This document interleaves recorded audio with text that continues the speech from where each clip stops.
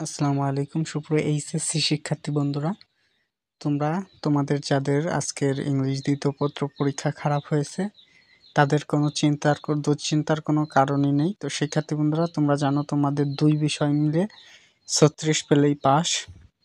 Bangla, English, এই দুই বিষয়ে তোমরা 36 পেলেই 33 পেলে 33, 66 পেলেই পাস করে যাবে। শিক্ষার্থী বন্ধুরা, তোমাদের বোর্ড থেকে মানবন্টন দিয়ে দিছে। দেখো, যদি তুমি বাংলা বা ইংলিশে দুটি বিষয় মিলে মাত্র 66 পাও তাহলেই তোমরা পাস করে যাবে।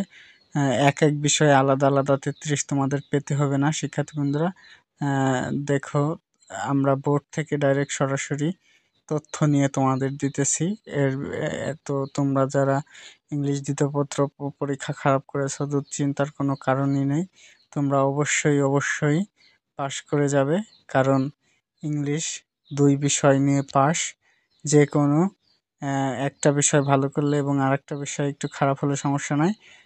তুমি যদি 66 পাও তাহলেই তুমি পাস করে যাবে। 200-র মধ্যে 66 তোমাদের মার্কস।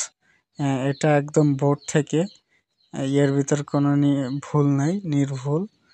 এবং পাস মার্ক, গ্রেড মার্কও তোমাদের দেখিয়ে দিচ্ছি। তো সামনের পরীক্ষাগুলো ভালো মতন দেওয়াও, পরীক্ষা ভালো মতন হোক সেই আশা নিয়ে আজকের ভিডিও শেষ করছি।